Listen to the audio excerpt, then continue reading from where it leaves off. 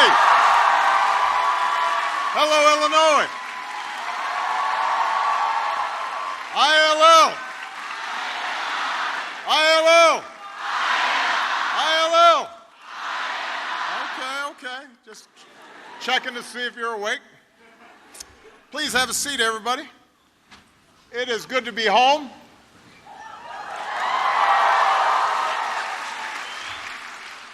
It's good to see corn, beans. I was trying to explain to somebody as we were flying in. That's corn. That's beans. They were very impressed at my agricultural knowledge. Please give it up for Amari once again for that outstanding introduction.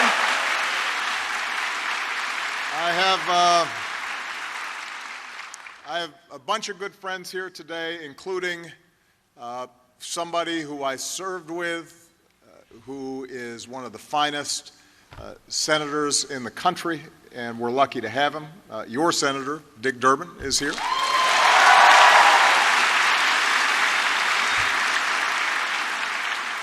I also noticed, by the way, former Governor Edgar here, who I haven't seen in a long time, and somehow he has not aged, and I have. It is great to see you, Governor. I want to thank President Killeen and everybody at the U of I system for making it possible for me to be here today, and I am deeply honored at the Paul Douglas Award that is being given to me. He is somebody who set the path for so much outstanding public service here in Illinois. Now, I want to start by addressing the elephant in the room. I know people are still wondering why I didn't speak at the 2017 commencement. The student body president sent a very thoughtful invitation. Students made a spiffy video, and when I declined, I hear there was speculation that I was boycotting campus until Antonio's Pizza reopened. So I want to be clear. I did not take sides in that late-night food debate. The truth is, after 8 years in the White House, I needed to spend some time one-on-one with Michelle if I wanted to stay married. And she says hello, by the way. I also wanted to spend some quality time with my daughters, who were suddenly young women on their way out the door. And I should add, by the way, now that I have a daughter in college, I can tell all the students here, your parents suffer. They cry privately. It is brutal. So please call, send a text.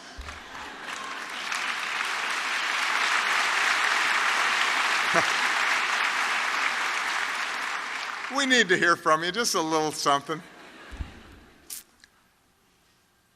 The truth was, I was also intent on following a wise American tradition of ex-presidents gracefully exiting the political stage and making room for new voices and new ideas. And we have our first president, George Washington, to thank for setting that example. After he led the colonies to victory as General Washington, there were no constraints on him, really. He was practically a god to those who had followed him into battle. There was no constitution. There were no democratic norms that guided what he should or could do. And he could have made himself all-powerful. He could have made himself potentially president for life. And instead, he resigned as commander-in-chief and moved back to his country as state. And 6 years later, he was elected president. But after 2 terms, he resigned again and rode off into the sunset. And the point Washington made, the point that is essential to American democracy, is that in a government of and by and for the people, there should be no permanent ruling class. There are only citizens who, through their elected and temporary representatives, determine our course and determine our character. I'm here today because this is one of those pivotal moments when every one of us, as citizens of the United States, need to determine just who it is that we are, just what it is that we stand for. And as a fellow citizen, not as an ex-president, but as a fellow citizen, I'm here to deliver a simple message, and that is that you need to vote because our democracy depends on it.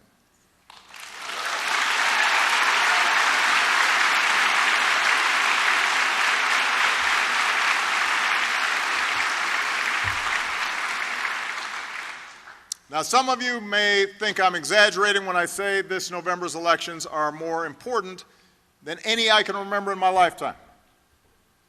And I know politicians say that all the time.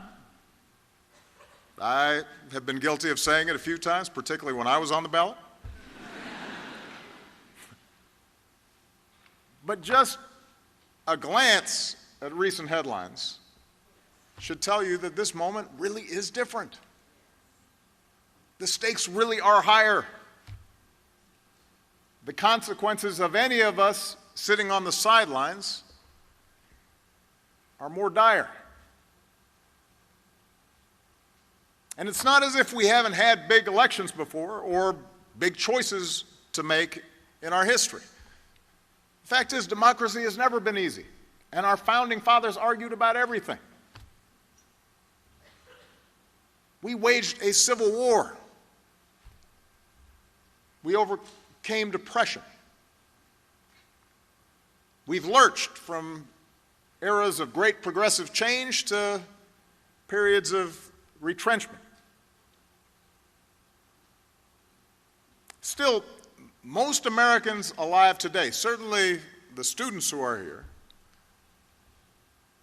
have operated under some common assumptions about who we are and what we stand for. Out of the turmoil of the Industrial Revolution and the Great Depression, America adapted a new economy, a 20th century economy, guiding our free market with regulations to protect health and safety and fair competition, empowering workers with union movements, investing in science and infrastructure and educational institutions like U of I, strengthening our system of primary and secondary education, and stitching together a social safety net. And all of this led to unrivaled prosperity and the rise of a broad and deep middle class, in the sense that if you worked hard, you could climb the ladder of success. Now, not everyone was included in this prosperity. There was a lot more work to do. And so, in response to the stain of slavery and segregation and the reality of racial discrimination, the civil rights movement not only opened new doors for African Americans, but also opened up the floodgates of opportunity for women and Americans with disabilities and LGBT Americans, others to make their own claims to full and equal citizenship. And although discrimination remained a pernicious force in our society and continues to this day, and although there are controversies about how to best ensure genuine equality of opportunity, there's been at least rough agreement among the overwhelming majority of Americans that our country is strongest when everybody's treated fairly. When people are judged on the merits and the content of their character, and not the color of their skin, or the way in which they worship God, or their last names. And that consensus then extended beyond our borders. And from the wreckage of World War II, we built a post-war web architecture, system of alliances and institutions to underwrite freedom and oppose Soviet totalitarianism and to help poorer countries develop. And American leadership across the globe wasn't perfect. We made mistakes. At times, we lost sight of our ideals. We had fierce arguments about Vietnam, and we had fierce arguments about Iraq.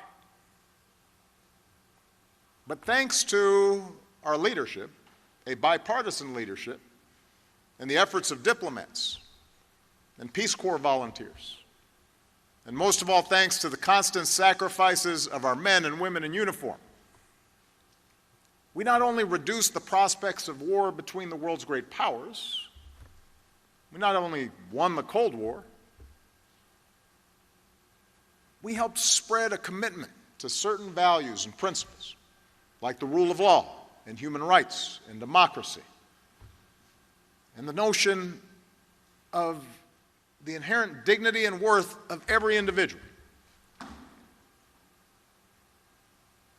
And even those countries that didn't abide by those principles were still subject to shame and still had to at least give lip service to the idea. And that provided a lever to continually improve the prospects for people around the world.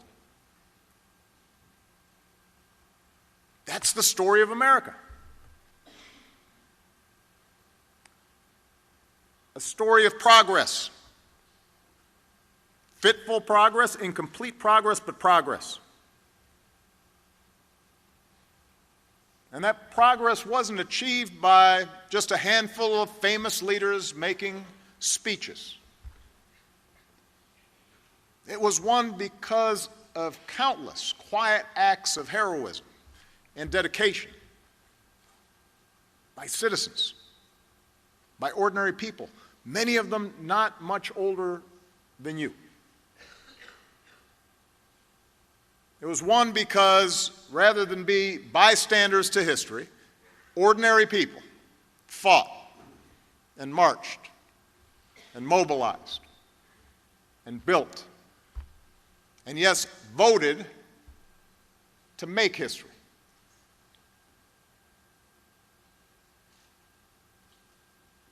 Of course, there's always been another, darker aspect to America's story.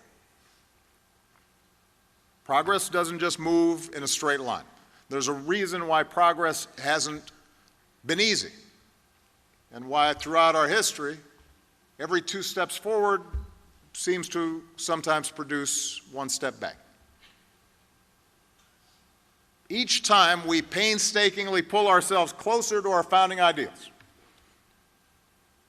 that all of us are created equal, endowed by our Creator with certain inalienable rights. The ideals that say every child should have opportunity, and every man and woman in this country who's willing to work hard should be able to find a job and support a family and pursue their small piece of the American dream. Our ideals that say we have a collective responsibility to care for the sick and the infirm, and we have a responsibility to conserve the amazing bounty, the natural resources of this country and of this planet for future generations. Each time we've gotten closer to those ideals, somebody somewhere has pushed back. The status quo pushes back. Sometimes the backlash comes from people who are genuinely, if wrongly, fearful of change. More often it's manufactured by the powerful and the privileged who want to keep us divided and keep us angry and keep us cynical, because that helps them maintain the status quo and keep their power and keep their privilege. And you happen to be coming of age during one of those moments. It did not start with Donald Trump. He is a symptom, not the cause.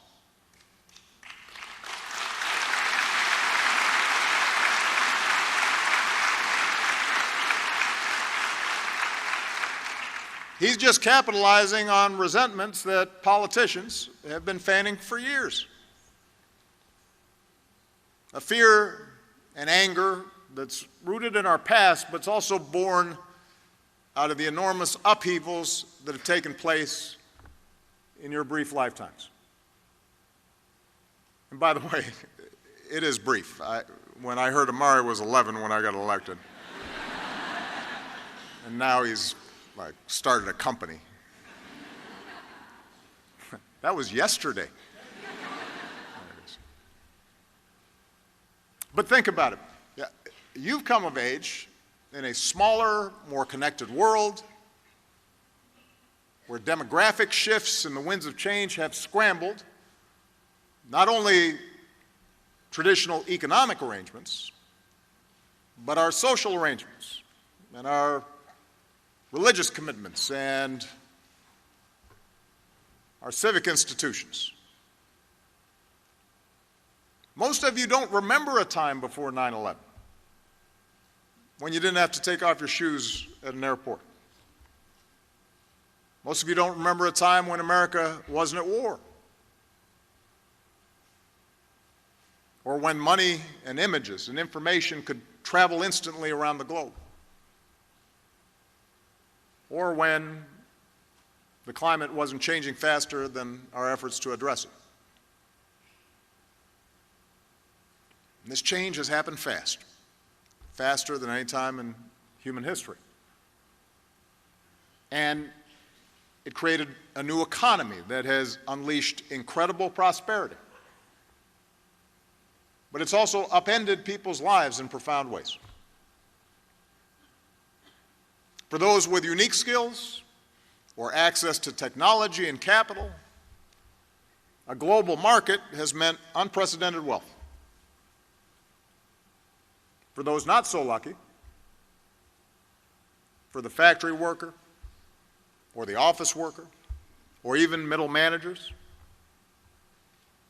those same forces may have wiped out your job, or at least put you in no position to ask for a raise. And as wages slowed and inequality accelerated, those at the top of the economic pyramid have been able to influence government to skew things even more in their direction. Cutting taxes on the wealthiest Americans, unwinding regulations and weakening worker protections, shrinking the safety net.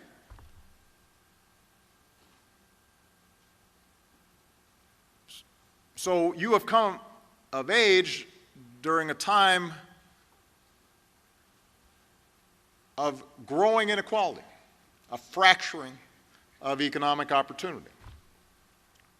And that growing economic divide compounded other divisions in our country: regional, racial, religious, cultural.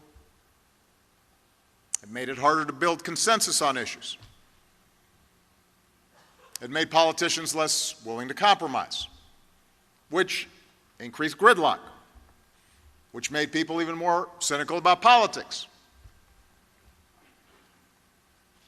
And then the reckless behavior of financial elites triggered a massive financial crisis 10 years ago this week.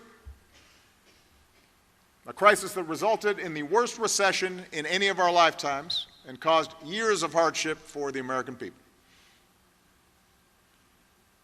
For many of your parents, for many of your families. Most of you weren't old enough to fully focus on what was going on at the time. But when I came into office in 2009, we were losing 800,000 jobs a month. 800,000. Millions of people were losing their homes. Many were worried we were entering into a second Great Depression. So we worked hard to end that crisis, but also to break some of these longer-term trends. And the actions we took during that crisis returned the economy to healthy growth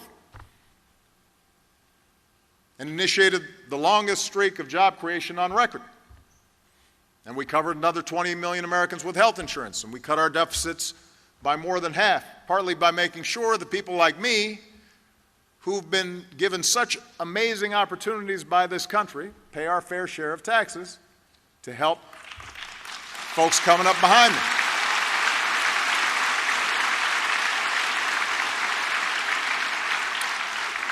And by the time I left office, household income was near its all-time high, and the uninsured rate had hit an all-time low, and wages were rising, and poverty rates were falling. I mention all this just so when you hear how great the economy is doing right now, let's just remember when this recovery started.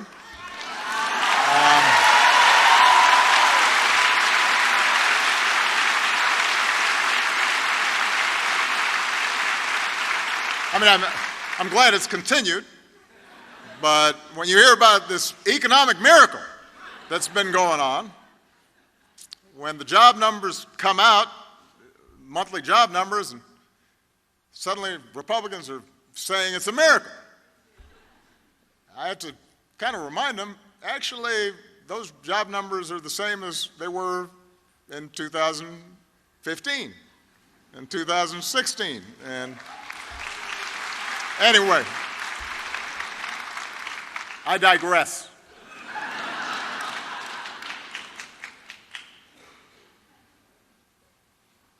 So we made progress, but, and this is the truth, my administration couldn't reverse 40-year trends in only 8 years, especially once Republicans took over the House of Representatives in 2010 and decided to block everything we did. Even things they used to support. So we pulled the economy out of crisis, but to this day, too many people who once felt solidly middle class still feel very real and very personal economic insecurity. Even though we took out bin Laden and wound down the wars in Iraq and our combat role in Afghanistan and got Iran to halt its nuclear program, the world's still full of threats and disorder that come streaming through people's televisions every single day. And these challenges get people worried, and it frays our civic trust. And it makes a lot of people feel like the fix is in, and the game is rigged, and nobody's looking out for them, especially those communities outside our big urban centers. And even though your generation is the most diverse in history, with a greater acceptance and celebration of our differences than ever before, those are the kinds of conditions that are ripe for exploitation by politicians who have no compunction and no shame about tapping into America's dark history of racial and ethnic and religious division. Appealing to tribe, appealing to fear, pitting one group against another, telling people that order and security will be restored if it weren't for those who don't look like us or don't sound like us or don't pray like we do. That's an old playbook. It's as old as time. And in a healthy democracy, it doesn't work.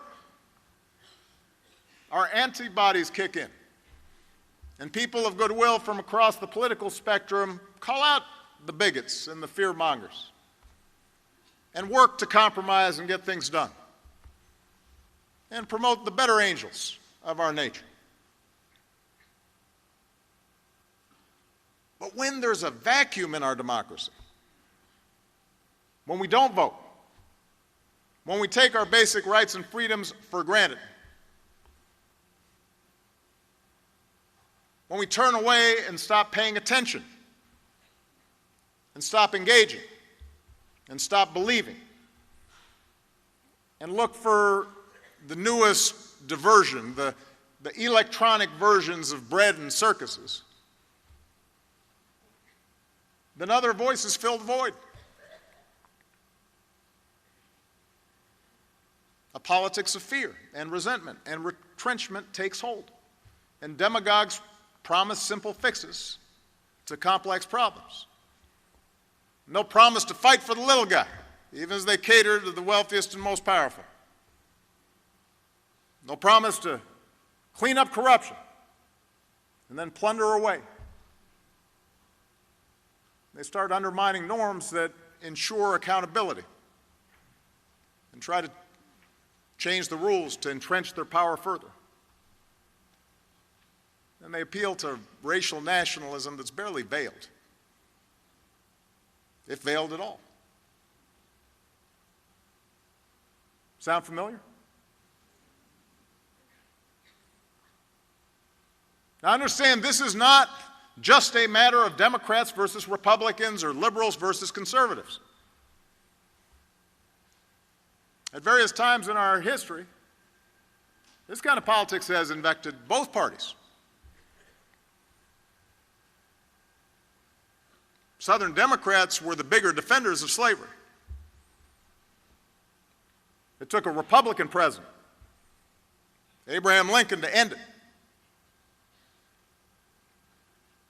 Dixiecrats filibustered anti-lynching legislation, opposed the idea of expanding civil rights. And although it was a Democratic president and a majority Democrat Congress, spurred on by young marchers and protesters, that got the Civil Rights Act and the Voting Rights Act over the finish line, those historic laws also got passed because of the leadership of Republicans like Illinois' own Everett Dirksen. So neither party has had a monopoly on wisdom. Neither party has been exclusively responsible for us going backwards instead of forwards. But I have to say this, because sometimes we hear, oh, a plague on both your houses. Over the past few decades, wasn't true when Jim Edgar was a governor here in Illinois, or Jim Thompson was governor. Got a lot of good Republican friends here in Illinois. But over the past few decades, the politics of division and resentment and paranoia has unfortunately found a home in the Republican Party. This Congress has championed the unwinding of campaign finance laws to give billionaires outside influence over our politics, systematically attacked voting rights to make it harder for young people and minorities and the poor to vote, handed out tax cuts without regard to deficits, slashed the safety net wherever it could, cast dozens of votes to take away health insurance from ordinary Americans, embraced wild conspiracy theories like those surrounding Benghazi or my birth certificate, rejected science, rejected facts on things like climate change, embraced a rising absolutism from a willingness to default on America's debt by not paying our bills to a refusal to even meet, much less consider, a qualified nominee for the Supreme Court because he happened to be nominated by a Democratic president. None of this is conservative.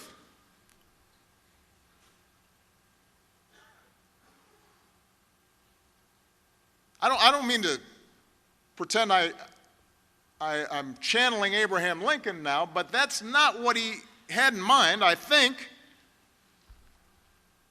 when he helped form the Republican Party. It's not conservative. It sure isn't normal. It's radical. It's a vision that says the protection of our power and those who back us is all that matters, even when it hurts the country. It's a vision that says the few who can afford high-priced lobbyists and unlimited campaign contributions set the agenda. And over the past 2 years, this vision is now nearing its logical conclusion.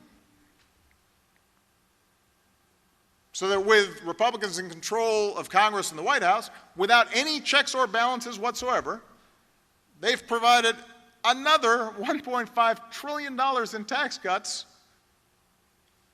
to people like me who I promise don't need it. And don't even pretend to pay for them. It's supposed to be the party supposedly of fiscal conservatism. Suddenly, deficits do not matter. Even though just 2 years ago, when the deficit was lower, they said, I couldn't afford to help working families or seniors on Medicare because the deficit was an existential crisis. What changed? What changed?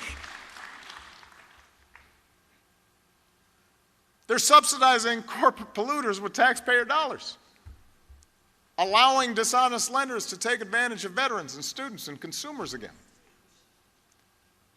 They've made it so that the only nation on earth to pull out of the global climate agreement, it's not North Korea, it's not Syria, it's not Russia or Saudi Arabia. It's us, the only country. There are a lot of countries in the world. We're the only ones.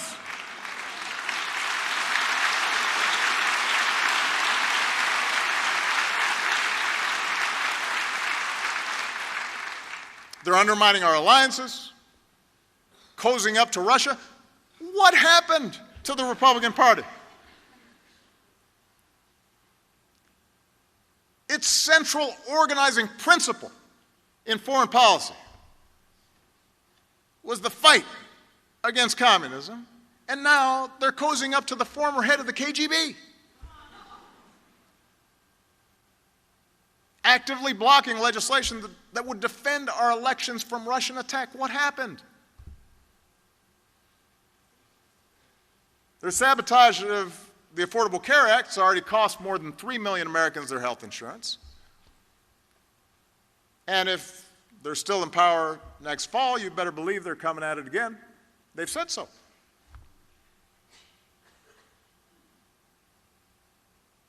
In a healthy democracy, there's some checks and balances on this kind of behavior, this kind of inconsistency. But right now, there's nothing. Republicans who know better in Congress, and they're there, they're quoted saying, yeah, we know this is kind of crazy, are still bending over backwards to shield this behavior from scrutiny or accountability or consequence. Seem utterly unwilling to find the backbone to safeguard the institutions that make our democracy work.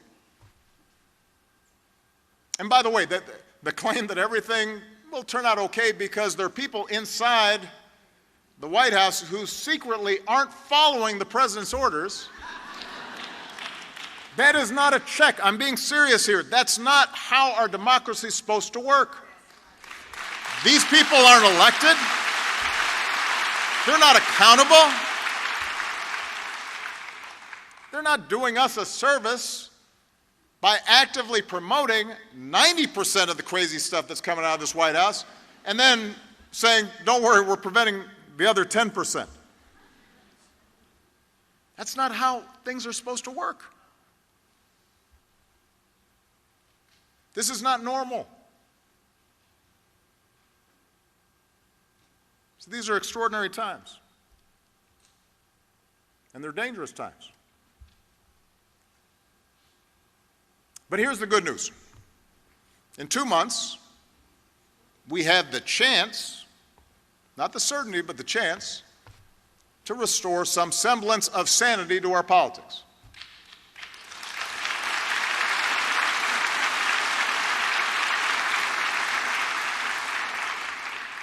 Because there is actually only one real check on bad policy and abuses of power, and that's you. You and your vote.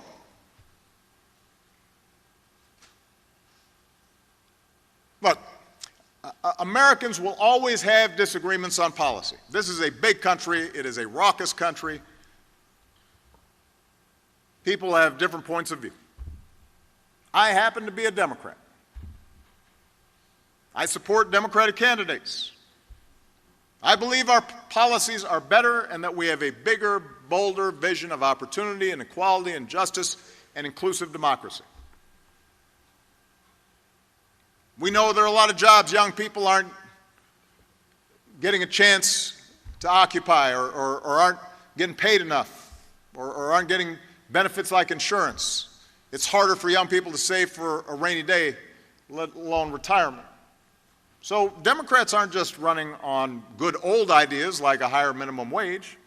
They're running on good new ideas like Medicare for all, giving workers seats on corporate boards, reversing the most egregious corporate tax cuts to make sure college students graduate debt-free.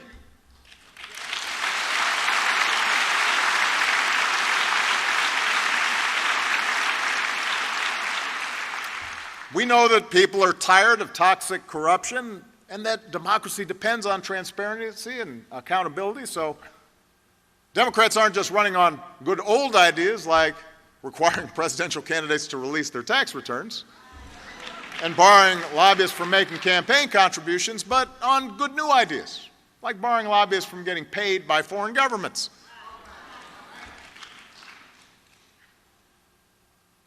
We know that climate change isn't just coming, it is here. So Democrats aren't just running on good old ideas like increasing gas mileage in our cars, which I did and which Republicans are trying to reverse, but on good new ideas like putting a price on carbon pollution. We know that in a smaller, more connected world, we can't just put technology back in a box. We can't just put walls up all around America. Walls don't keep out threats like terrorism or disease.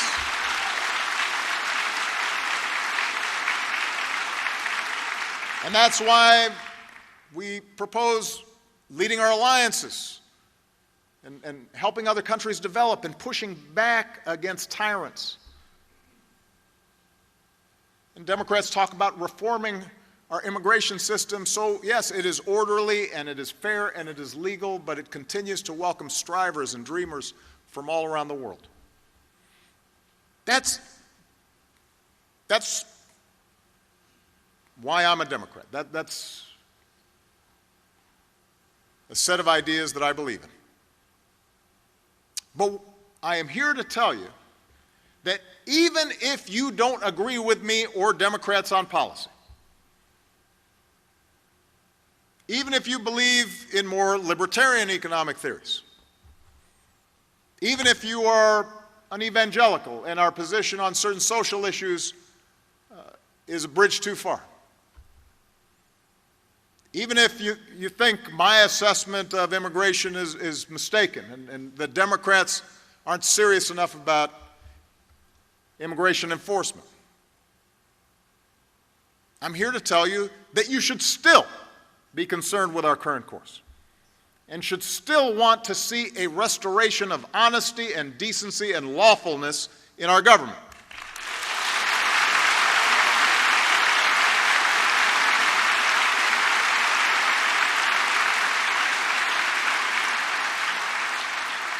It should not be Democratic or Republican. It should not be a partisan issue to say that we do not pressure the Attorney General or the FBI to use the criminal justice system as a cudgel to punish our political opponents.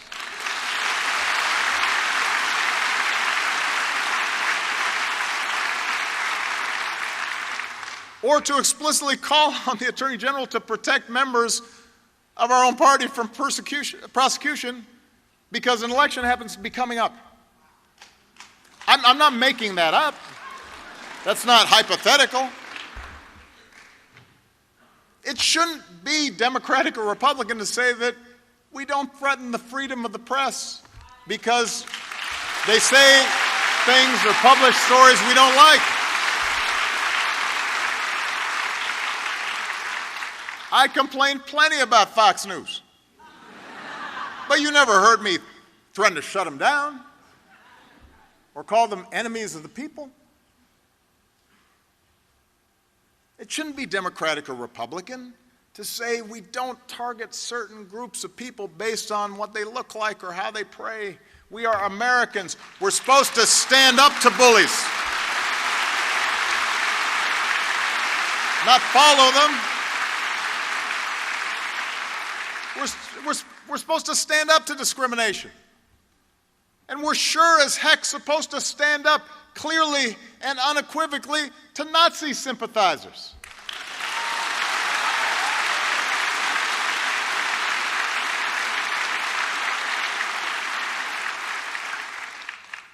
How hard can that be, saying that Nazis are bad?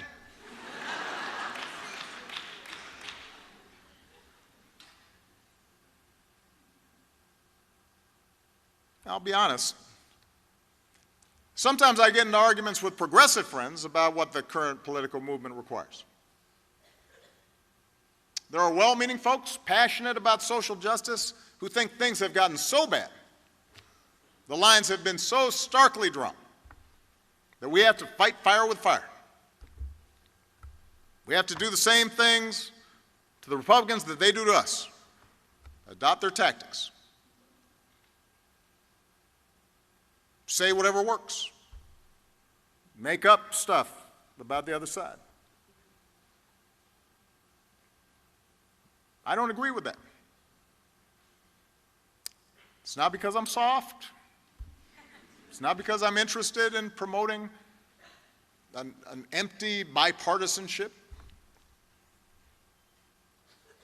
I don't agree with it because eroding our civic institutions and our civic trust and making people angrier and yelling at each other and making people cynical about government, that always works better for those who don't believe in the power of collective action. You don't need an effective government or a robust press or reasoned debate to work when all you're concerned about is maintaining power. In fact, the more cynical people are about government, the angrier and more dispirited they are about the prospects for change, the more likely the powerful are able to maintain their power.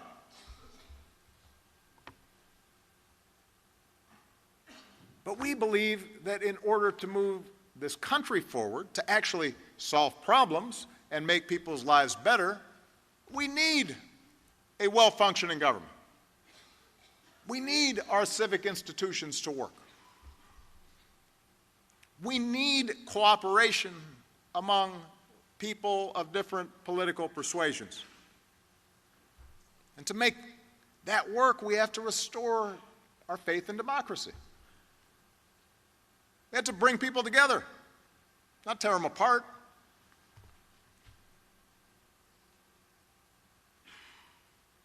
We need majorities in Congress and state legislatures who are serious about governing and want to bring about real change and improvements in people's lives. And we won't win people over by calling them names or dismissing entire chunks of the country as racist or sexist or homophobic. When I say bring people together, I mean all of our people. You know, this whole notion that has sprung up recently about Democrats needing to choose between trying to appeal to white working class voters or voters of color and women and LGBT Americans. That's nonsense. I don't buy that. I got votes from every demographic. We won by reaching out to everybody and competing everywhere and by fighting for every vote. And that's what we've got to do in this election and every election after that. And we can't do that if we immediately disregard what others have to say from the start because they're not like us. Because they're white, or they're black, or they're man, or a woman, or they're gay, or they're straight. If we think that somehow there's no way they can understand how I'm feeling, and therefore don't have any standing to speak on certain matters because we're only defined by certain characteristics. That doesn't work if you want a healthy democracy. We can't do that if we traffic in absolutes when it comes to policy. You know, to make democracy work, we have to be able to get inside the reality of people who are different, have different experiences, come from different backgrounds. We have to engage them even when it is frustrating. We have to listen to them even when we don't like what they have to say. We have to hope that we can change their minds, and we have to remain open to them changing ours. And that doesn't mean, by the way, abandoning our principles or caving to bad policy in the interests of maintaining some phony version of civility. That seems to be, by the way, the definition of civility offered by too many congressional Republicans right now. We will be polite so long as we get 100% of what we want and you don't call us out on the various ways that we're sticking it to people. And we'll click our tongues and issue vague statements of disappointment when the president does something outrageous, but we won't really actually do anything about it. That's not civility. That's abdicating your responsibilities. But again, I digress. Making democracy work means holding on to our principles, having clarity about our principles, and then having the confidence to get in the arena and have a serious debate. And it also means appreciating that progress does not happen all at once, but when you put your shoulder to the wheel, if you're willing to fight for it, things do get better. And let me tell you something, particularly young people here. Better is good. I used to have to tell my young staff this all the time in the White House. Better is good. That's the history of progress in this country. Not perfect, better. The Civil Rights Act didn't end racism, but it made things better. Social Security didn't eliminate all poverty for seniors, but it made things better for millions of people. Do not let people tell you the fight's not worth it because you won't get everything that you want. The idea that, well, there's racism in America, so I'm not going to bother voting. No point. That makes no sense. You can make it better.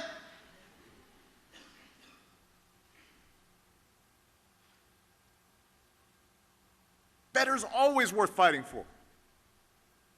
That's how our founders expected this system of self-government to work. That through the testing of ideas and the application of reason and evidence and proof, we could sort through our differences, and nobody would get exactly what they wanted, but it would be possible to find a basis for common ground.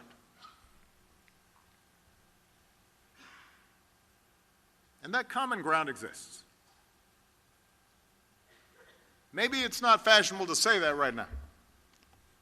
It's hard to see it with all the nonsense in Washington, and it's hard to hear it with all the noise. But common ground exists. I have seen it.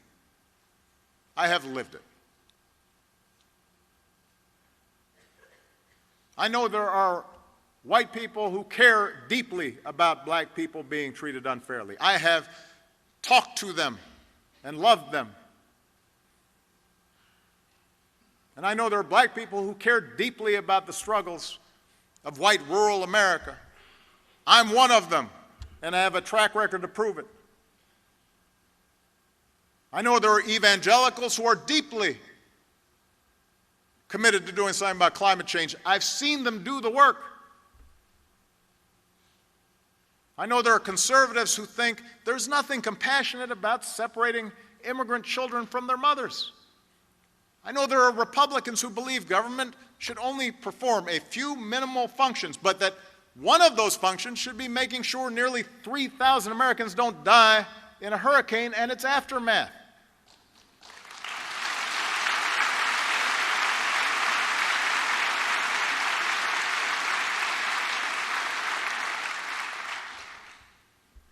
Common ground's out there. I see it every day. Just how people interact, how people treat each other. You see it on the ball field. You see it at work.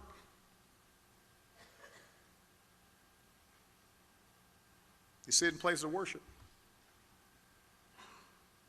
But to say that common ground exists doesn't mean it will inevitably win out. History shows the power of fear. And the closer that we get to Election Day, the more those invested in the politics of fear and division will do anything to hang on to their recent gains. Fortunately, I am hopeful, because out of this political darkness, I am seeing a great awakening of citizenship all across the country. I cannot tell you how encouraged I've been by watching so many people get involved for the first time, or the first time in a long time. They're marching and they're organizing and they're registering people to vote, and they're running for office themselves. Look at this crop of Democratic candidates running for Congress and running for governor, running for the state legislature, running for district attorney, running for school board. It is a movement of citizens who happen to be younger and more diverse and more female than ever before, and that's really useful.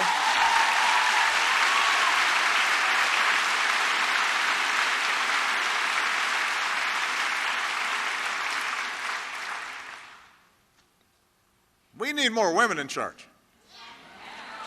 But we've got first-time candidates, we've got veterans of Iraq and Afghanistan, record numbers of women.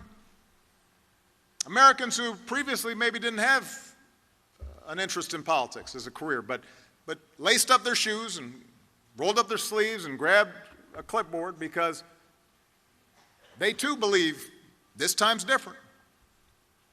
This moment's too important to sit out. And if you listen to what these candidates are talking about in individual races across the country, you'll find they're not just running against something, they are running for something. They're running to expand opportunity, and they're running to restore the honor and compassion that should be the essence of public service.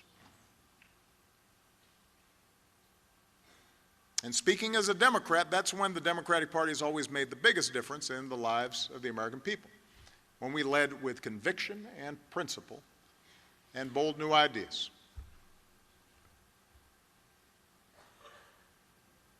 The antidote to a government controlled by a powerful few, a government that divides, is a government by the organized, energized, inclusive many. That's what this moment's about. That has to be the answer. You cannot sit back and wait for a savior. You can't opt out because you don't feel sufficiently inspired by this or that particular candidate. This is not a rock concert. This is not Coachella. We don't need a Messiah. All we need are decent, honest, hard-working people who are accountable and who have America's best interests at heart.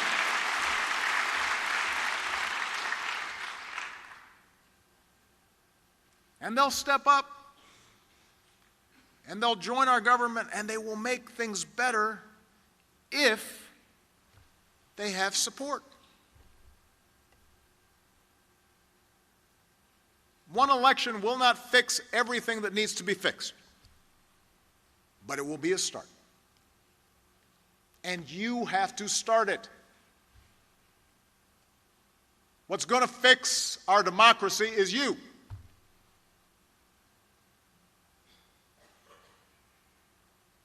People ask me, what are you going to do for the election?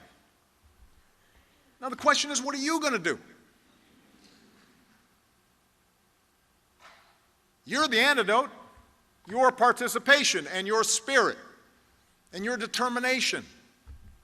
Not just in this election, but in every subsequent election and in the days between elections.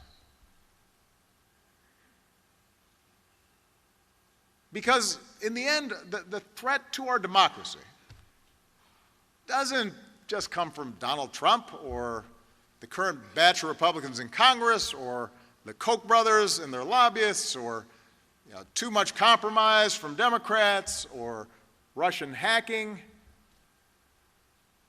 The biggest threat to our democracy is indifference. The biggest threat to our democracy is cynicism.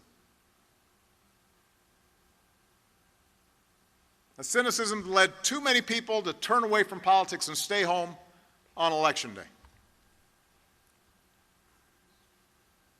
To all the young people who are here today, there are now more eligible voters in your generation than in any other, which means your generation now has more power than anybody to change things.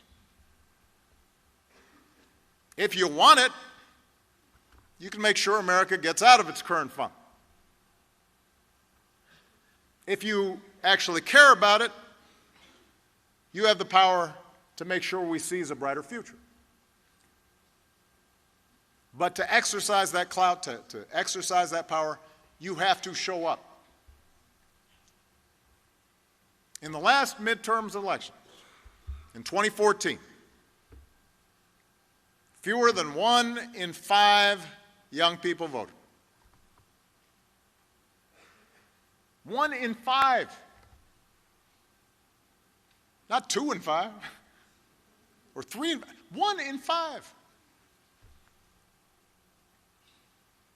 Is it any wonder this Congress doesn't reflect your values and your priorities? Are you surprised by that? This whole project of self-government only works if everybody's doing their part. Don't tell me your vote doesn't matter. I've won states in the presidential election because of 5, 10, 20 votes per precinct. And if you thought elections don't matter, I hope these last 2 years have corrected that impression.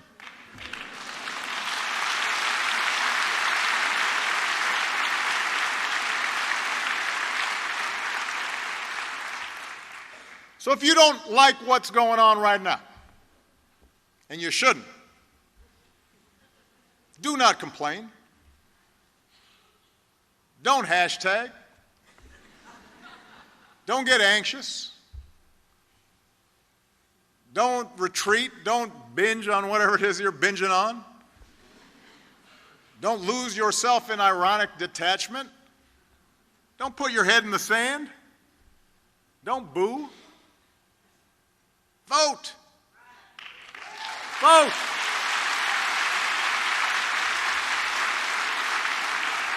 If you are really concerned about how the criminal justice system treats African Americans, the best way to protest is to vote. Not just for senators and representatives, but for mayors and sheriffs and state legislators.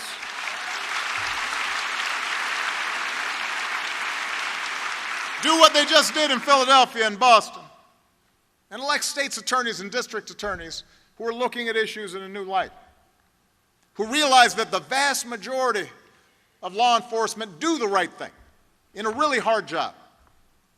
And we just need to make sure all of them do. If you're tired of politicians who offer nothing but thoughts and prayers after a mass shooting, you've got to do what the Parkland kids are doing. Some of them aren't even eligible to vote yet. They're out there working to change minds and registering people. And they're not giving up until we have a Congress that sees your lives as more important than a campaign check from the NRA. You've got to vote.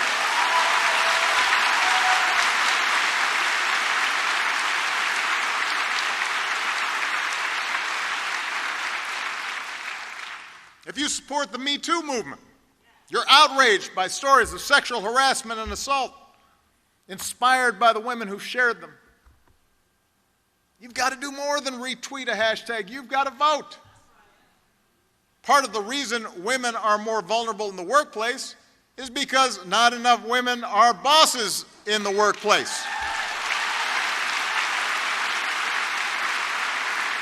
Which is why we need to strengthen and enforce laws that protect women in the workplace, not just from harassment, but from discrimination in hiring and promotion, and not getting paid the same amount for doing the same work.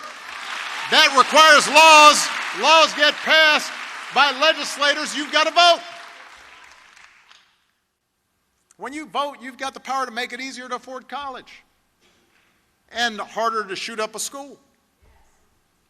When you vote, you've got the power to make sure a family keeps its health insurance. You could save somebody's life. When you vote, you've got the power to make sure white nationalists don't feel emboldened to march with their hoods off or their hoods on in Charlottesville in the middle of the day.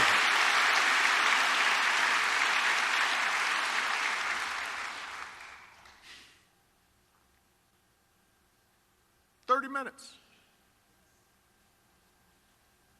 30 minutes of your time. Is democracy worth that?